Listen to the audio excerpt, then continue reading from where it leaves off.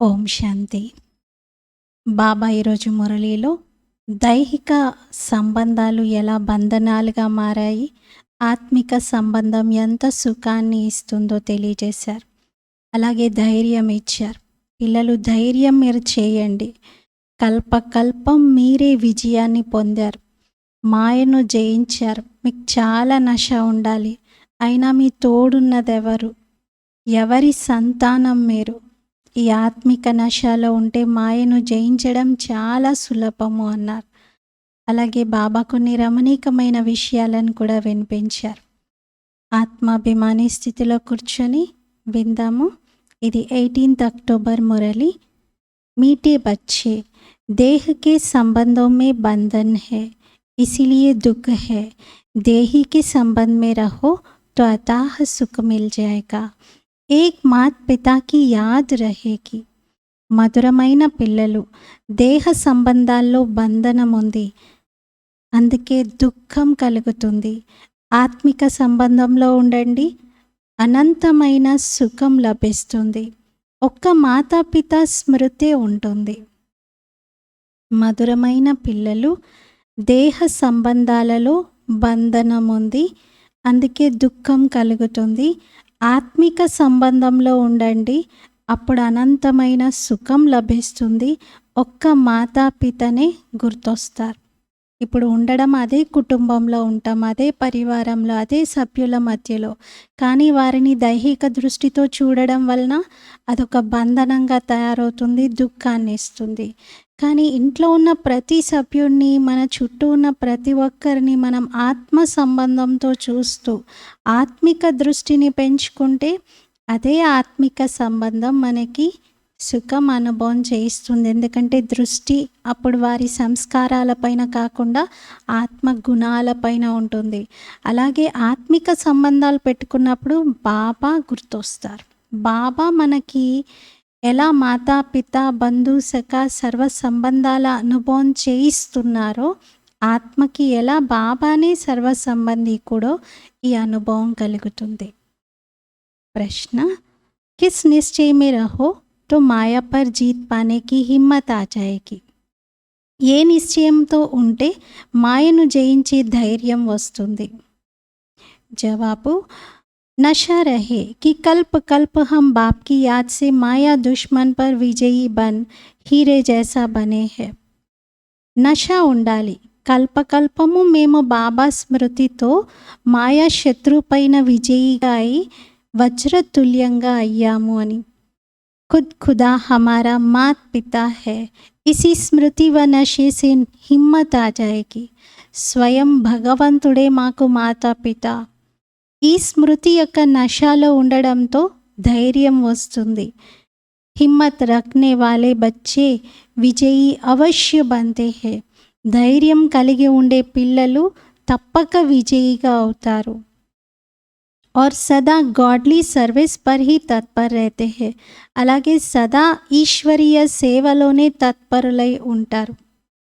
నశ ఉండాలి.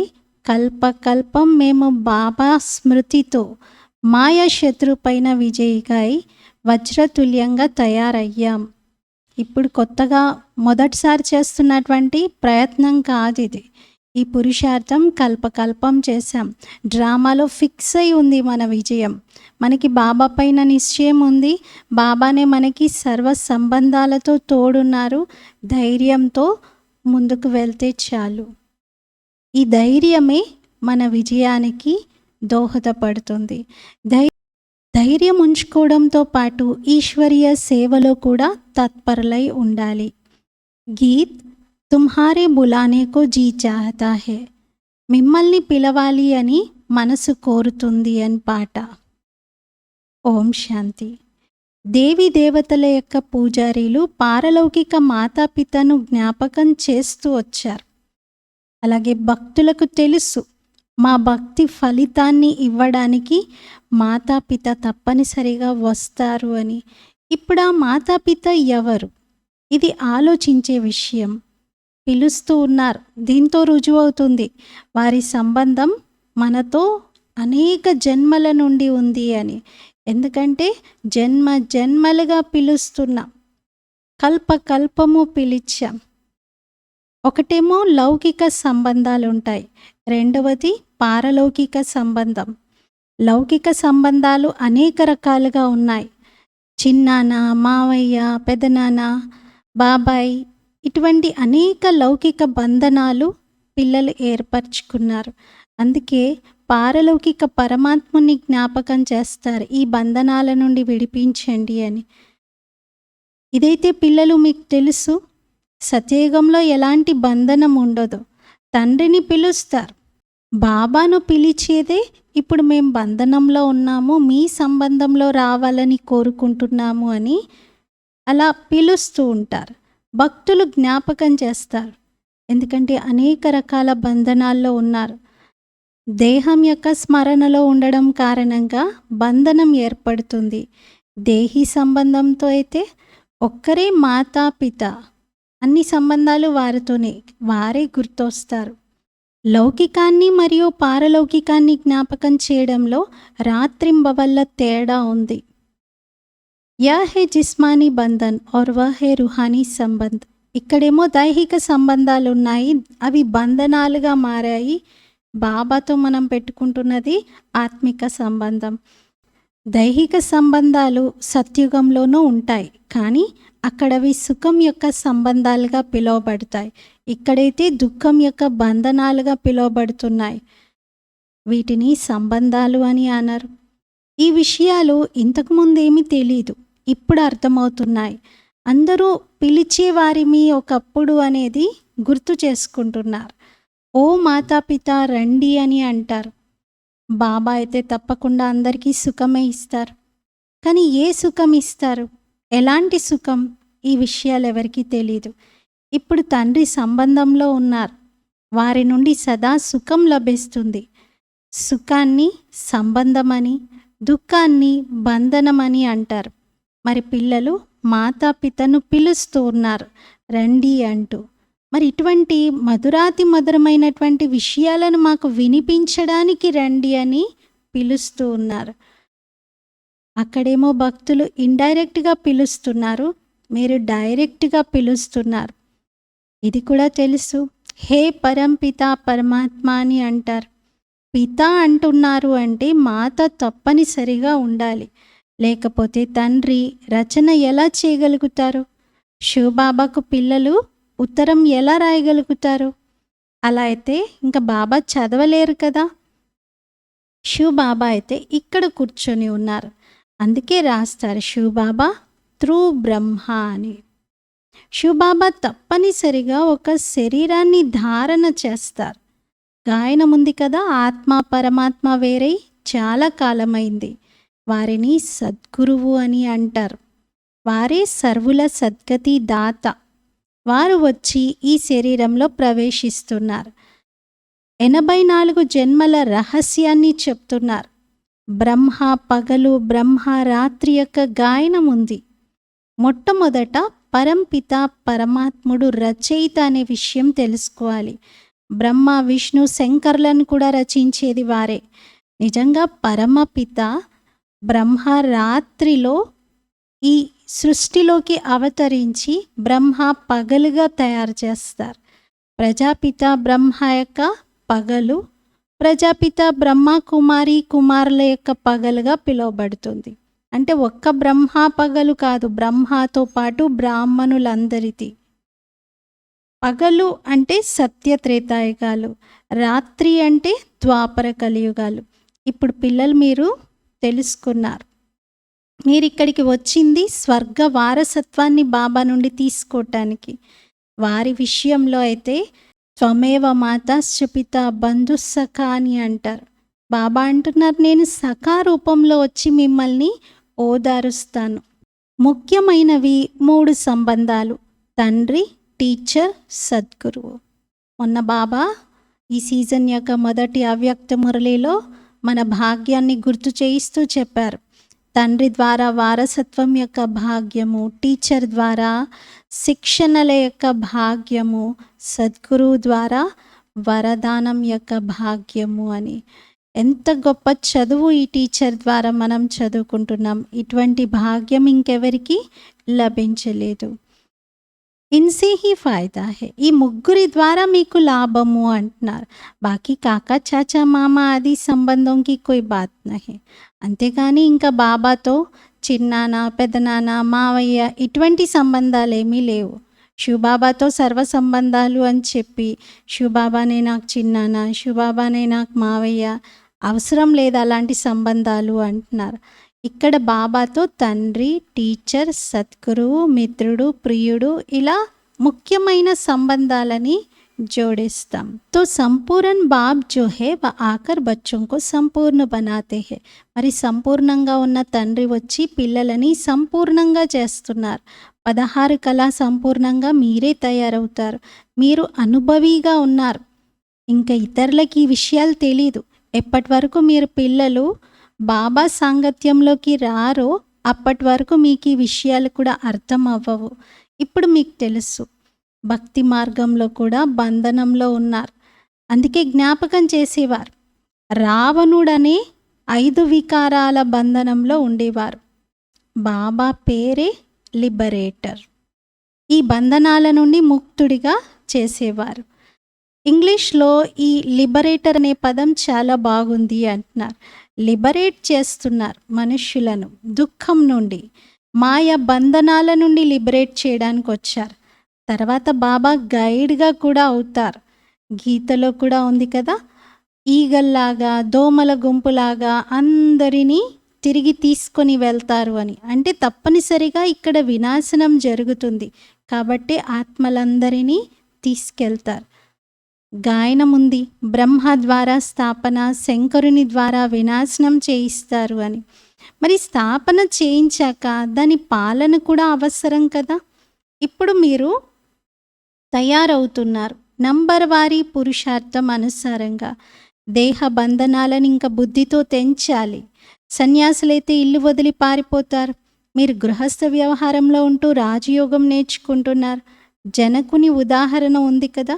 జనకుడు గృహస్థంలోనే ఉంటూ రాజ్య కార్య వ్యవహారాలన్నింటినీ నిర్వర్తిస్తూ ఒక యోగిగా, తపస్విగా, ఒక మంచి జీవన్ముక్త స్థితిలో ఉన్నటువంటి ఉదాహరణగా అయ్యారు. వఫిర్ జాకర్ అనుజనక్ బనా. ఆ జనకుడే వెళ్ళి మళ్ళీ అనుజనకుడిగా అవుతాడు అంటున్నారు.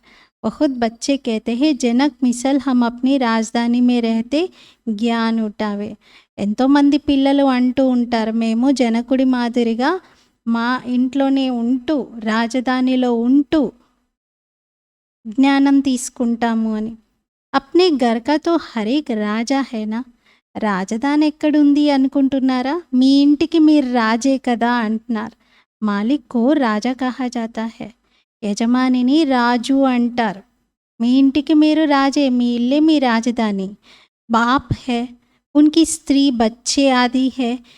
యా హో గయి హత్ కి రచన. తండ్రి తన స్త్రీ ద్వారా సంతానాన్ని రచిస్తారు. ఇదంతా హత్తు రచన. క్రియేట్ కూడా చేస్తారు, పాలన చేస్తారు. అంతేకాని సంహారం చేయలేరు, వినాశనం చేయలేరు. ఎందుకంటే సృష్టి వృద్ధి అయ్యేదే ఉంది. సదా पैदा ही करते रहते हैं. జన్మనివ్వడం వరకే తల్లి తండ్రి చేయగలుగుతారు, కానీ వారిని అంతం చెయ్యరు. ఎందుకంటే సృష్టి వృద్ధి అయ్యేది ఉంది. కేవలం అనంతమైన తండ్రి బాబా ఈ సృష్టిపైకి వచ్చినప్పుడు, నూతన రచన చేసినప్పుడు మొత్తం పాత ప్రపంచ వినాశనం జరుగుతుంది. నూతన సృష్టి యొక్క స్థాపన, పాత ప్రపంచ వినాశనము, ఇవి బ్రహ్మ విష్ణు శంకర్ల యొక్క 3 కర్తవ్యాల ద్వారా, ముగ్గురి ద్వారా పరమాత్మ ఎలా చేయిస్తారో తెలుస్తుంది. ఇన్ బాతోం కో తుమ్ బచ్చే అచ్చి రీతి సమజ్తే హో. ఈ విషయాల గురించి పిల్లలు మీకు మంచి రీతిగా తెలుసు. విషయాలైతే చాలా సహజము. పేరే ఏమని ఉంది? సహజ యోగము స్మృతి అని. భారతదేశం యొక్క జ్ఞాన యోగాలు చాలా ప్రసిద్ధమై ఉన్నాయి. ఇప్పుడు బాబా పిల్లలకు చెప్తున్నారు, నేను మీకు దైవీ మతముని ఇస్తున్నాను. దీంతో మీరు సదా హర్షితంగా ఉంటారు, దేవతలుగా అవుతారు. మాతాపిత ద్వారానే నూతన సృష్టి రచన జరుగుతుంది. ఇది మీ అందరికీ తెలుసు కదా. మమ్మల్ని పుట్టించింది ఎవరు, మాకెవరు జన్మనిచ్చారు అని. ఇప్పుడైతే మీరు తెలుసుకుంటున్నారు. ఖుదా అంటే భగవంతుడు స్వయంగా నూతన సృష్టిని రచిస్తున్నారు అని. నూతన సృష్టిని అడాప్ట్ చేస్తున్నారు. మాతాపిత అయితే తప్పనిసరిగా అవసరం. తండ్రి ఉన్నారు అంటే వారే స్వయంగా వీరి ద్వారా అడాప్ట్ చేసుకుంటారు. అంటే ఈ బ్రహ్మ మాత అవుతారప్పుడు. మీరు మొదటి నంబర్లో సరస్వతిని అడాప్ట్ చేసుకుంటారు వీరిద్దరూ కలిసి. శివబాబా మరియు బ్రహ్మ మాత ఇద్దరూ కలిసి మళ్ళీ మొదట సరస్వతిని అడాప్ట్ చేసుకుంటారు. శివబాబా ఈ బ్రహ్మ తనువులో ప్రవేశించారు. ఈ మమ్మ అడాప్టెడ్ అంటున్నారు. మీ కొరకు మాతా పిత అంటే బ్రహ్మాని కూడా బాబా మమ్మ అంటున్నారు శివబాబా.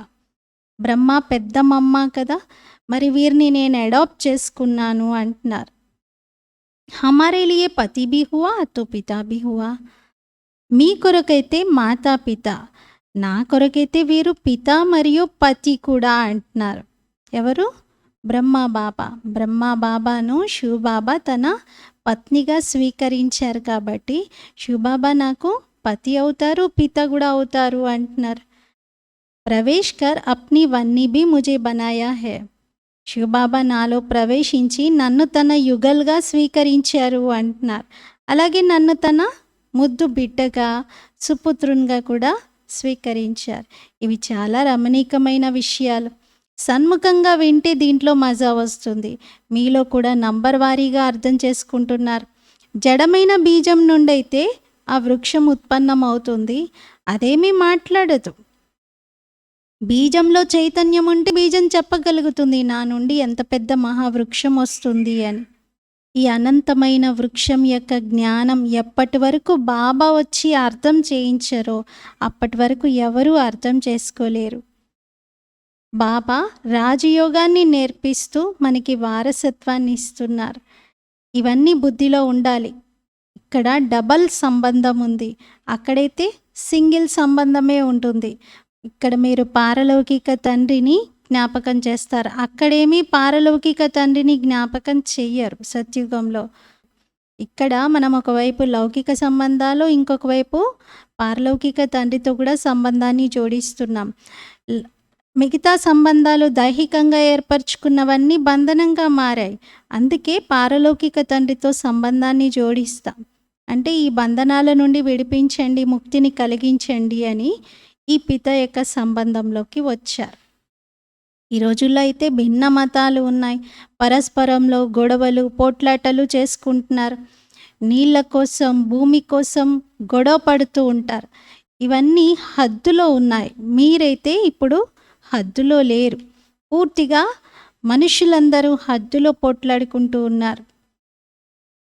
ఈ విషయాలు మర్చిపోయారు. భారతవాసీలు సత్యుగంలో అనంతమైన విశ్వానికి యజమానిగా ఉండేవారు అని. ఎవరైతే యజమానిగా ఉండేవారో వారికే ఈ విషయాలు తెలీదు, వారే మర్చిపోయారు. మర్చిపోవడం కూడా తప్పనిసరిగా ఉంది. అందుకే బాబా వచ్చి అర్థం చేయిస్తున్నారు. ఈ విషయాలను ఇప్పుడు మీరు తెలుసుకుంటున్నారు. అక్కడ బంధనం ఉంది, ఇక్కడ మీరు మాతాపిత సంబంధంలో ఉన్నారు. మీకు తెలుసు, శ్రీమతం అనుసారంగా నడుస్తూ మీరు అంతులేని సుఖం యొక్క వారసత్వాన్ని తీసుకుంటున్నారు. బాబా చెప్తున్నారు, నేనైతే మీకు సదా సుఖాన్ని ఇస్తాను, సుఖం యొక్క వారసత్వాన్ని ఇస్తాను. మరి శాపించేదెవరు? మాయా రావణుడు.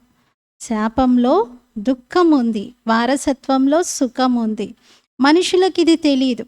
మనుషులు దుఃఖం యొక్క వారసత్వం ఎవరి నుండి తీసుకుంటున్నారు అని.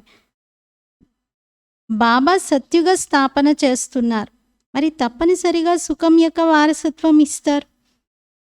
తండ్రి దుఃఖ వారసత్వాన్ని ఎలా ఇవ్వగలుగుతారు? దుఃఖమైతే శత్రువులు ఇస్తారు, తండ్రి కాదు. కానీ విషయాలను అర్థం చేసుకోవట్లేదు. ఎక్కడి విషయం ఎక్కడికి తీసుకెళ్ళిపోయారు. లంకను లూటీ చేసుకుంటారు అని చెప్తారు, బంగారం తీసుకెళ్తున్నాము అని. బాబా అన్నారు, ఇప్పుడు ఏమైనా బంగారం శ్రీలంకలో ఉందా? బంగారం అయితే గనులలో లభిస్తుంది, కొన్ని నదుల్లో కూడా లభిస్తుంది, అంతేకాని లంకలో లేదు అంటున్నారు. పిల్లలు మీకు తెలుసు, ఎందుకంటే ఇప్పుడు దసరా సమయంలో ఏం చేస్తారు, జమ్మి చెట్టు దగ్గరికి వెళ్ళి అందరూ ఆకులు తీసుకొని అది బంగారము అని భావిస్తూ దాన్ని ఒకరికొకరు పంచుకుంటూ ఉంటారు. నిజంగా అలా స్థూలమైనటువంటి బంగారం ఒకచోటే లభించదు కదా! అది గనుల్లో లభిస్తుంది. పిల్లలు మీకు తెలుసు ఇది అనాది వరల్డ్ డ్రామా. మీరు పిల్లలు బుద్ధిలో నంబర్ వారీ పురుషార్థం అనుసారంగా ఈ విషయాల్ని నిలిపారు. ఎవరికైతే అర్థం కాదో, అర్థం చేయించలేరో వారేం పదవిని పొందుతారు? చదువుకున్న వారి ముందు తల వంచాల్సి వస్తుంది. రాజా, రాణి, ప్రజ ఇలా అందరి పదవుల్లో తేడా ఉంది కదా! ఏ విధంగా మా అమ్మ, బాబా చూడండి ఎంత ఉన్నతమైన పదవిని పొందుతున్నారు. మీరు కూడా పురుషార్థం చేయండి. ఎంత చదువుకోవాలి అంటే మా అమ్మ, బాబా సింహాసనం దిగిన తర్వాత నెక్స్ట్ మనమే కూర్చోవాలి. విజయమాలలో మణిగా అవ్వాలి. బాబా ఇలా ఎంతో ఆశ చూపిస్తూ టెంప్టేషన్ ఇస్తూ ఉంటారు పిల్లలు మీరు నెక్స్ట్ సింహాసనం పైన కూర్చోవాలి అని. రాజయోగం యొక్క చదువు కదా, చదువులో బాబా లక్ష్యాన్ని ఇచ్చారు. ఈ రాజయోగంతో రాజ్య పదవిని మీరు ప్రాప్తించుకోండి. తక్కువలో తక్కువ పురుషార్థం అనుసారంగా ప్రజలుగా అయితే అవుతారు ఎలాగో, కానీ బాబా అన్నారు మీరు రాజు అయ్యే పురుషార్థం చేయండి. ఎందుకంటే రాజయోగం కదా, ప్రజాయోగం కాదు ఇది. ఎప్పుడు బాబా ఫాలో ఫాదర్ అంటారు. మీరు పిల్లలు కదా, ఫాదర్ తండ్రిని ఫాలో చేయాలి. మరి ఇక్కడ ఫాదర్ ఉన్నారు, మదర్ కూడా ఉన్నారు. నంబర్ 1 ఫాలో చేసేది వారే అంటున్నారు. మీరంతా సోదరీ సోదరులు. బ్రహ్మ బాబా ఫాదర్, అలాగే శివ బాబా కూడా ఫాదర్. ఇద్దరు ఫాదర్లని మనం ఫాలో చేయాలి. అలాగే వీరితో పాటు మదర్ కూడా ఉన్నారు. ఈ మదర్ అయితే మా అమ్మ అయితే నంబర్ 1 ఫాలో చేస్తూ ఉన్నారు అంటున్నారు. మీరందరూ సోదరీ సోదరులు. బాబా అయితే ఒక్కరే. ఓ గాడ్ ఫాదర్ అని అందరూ అంటారు. అంటే దాని అర్థం మీరంతా సోదరీ సోదరులుగా ఉన్నట్లు. మరి ఇంకా వేరే ఏమీ సంబంధాలు అధికంగా లేవు అంటున్నారు. సోదరీ సోదరులు చాలు. శివ బాబా మనకి తండ్రి, అలాగే బ్రహ్మ బాబా అయితే మనకి తండ్రి, సోదరుడు, తాతయ్య. ఎలా తాతయ్య? Great great grand father. ఇంకా శివ బాబా కూడా మనకి తాతయ్య అవుతారు. ఎలా? బ్రహ్మ బాబా మనకి తండ్రి అన్నప్పుడు శివ బాబా తాతయ్య అవుతారు. ఇలా బాబా అన్నారు రమణీకంగా ఈ విషయాలను జ్ఞానం యొక్క చింతనను చెయ్యండి. బాబా ఒక్కరు, దాత ఒక్కరు. ఒక్క ప్రజాపిత బ్రహ్మ ఉన్నారు. వారి ద్వారా రచన రచిస్తూ ఉన్నారు. మీరంతా సోదరీ సోదరులు. మీరు నంబర్ వారీ పురుషార్థం అనుసారంగా పదవిని పొందుతున్నారు. మీరందరూ వెళ్ళి వృక్షానికి వేలాడుతారు అంటున్నారు. ఏ వృక్షం? ఆత్మల వృక్షం పైన పరంధామంలో చూపించబడినది. మీరందరూ అక్కడికి వెళ్తారు అంటున్నారు. గమ్యమైతే ఉంది కదా, అక్కడి నుండే నంబర్ వారీ పురుషార్థం అనుసారంగా వస్తారు. ఇది జీవన బంధనం.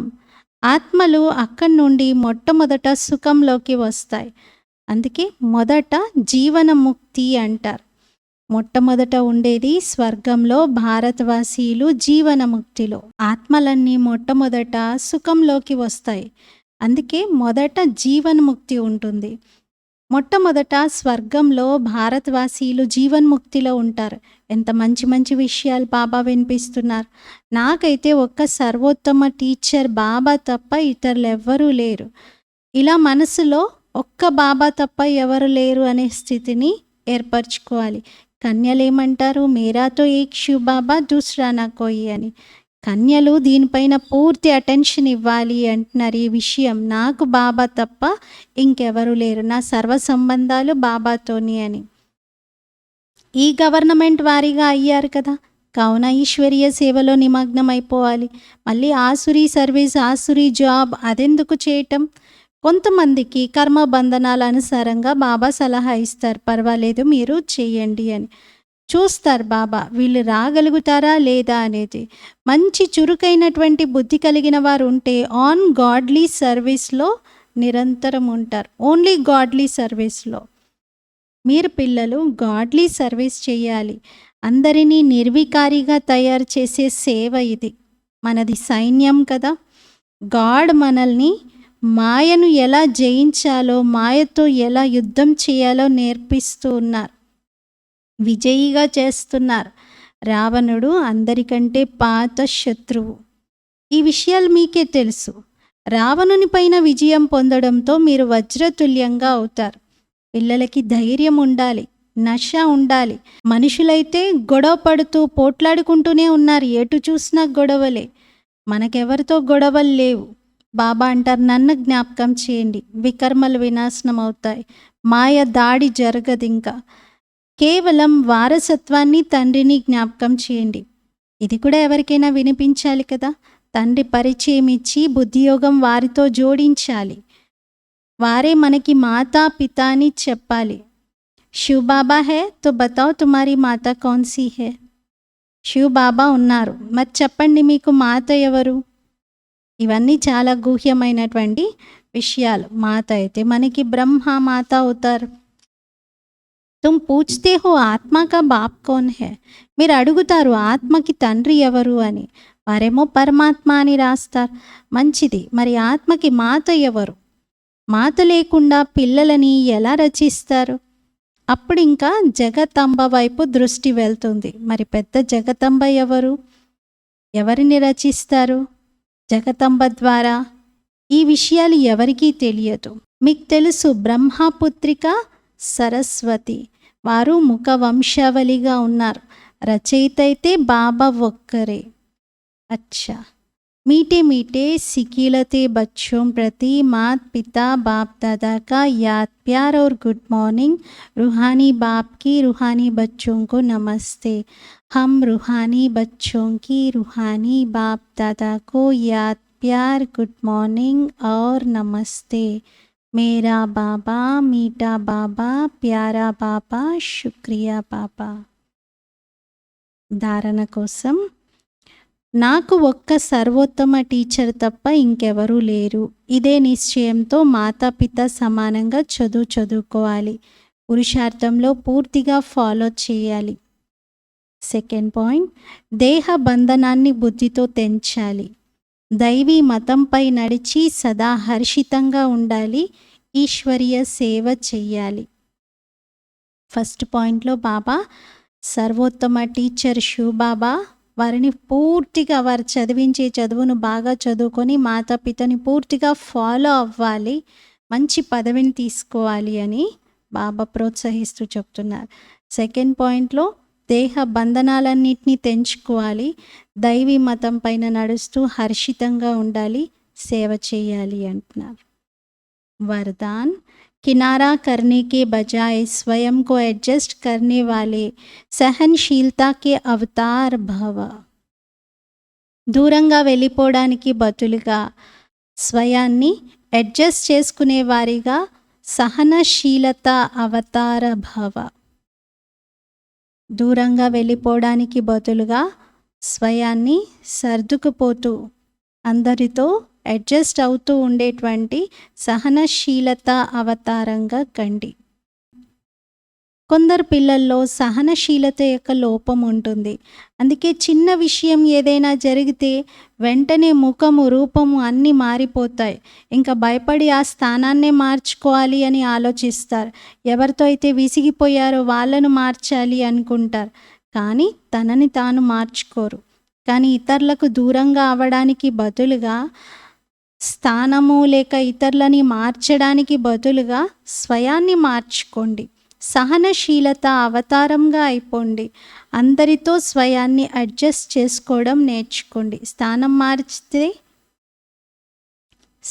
మారితే స్థితి మారదు. స్థితి మారితే మనకు అక్కడే ఉన్నా కూడా అందరితో అడ్జస్ట్ అవ్వగలుగుతాం. సహనశీలిగా అయి అందరినీ కలుపుకుంటూ ముందుకు వెళ్ళగలుగుతాం.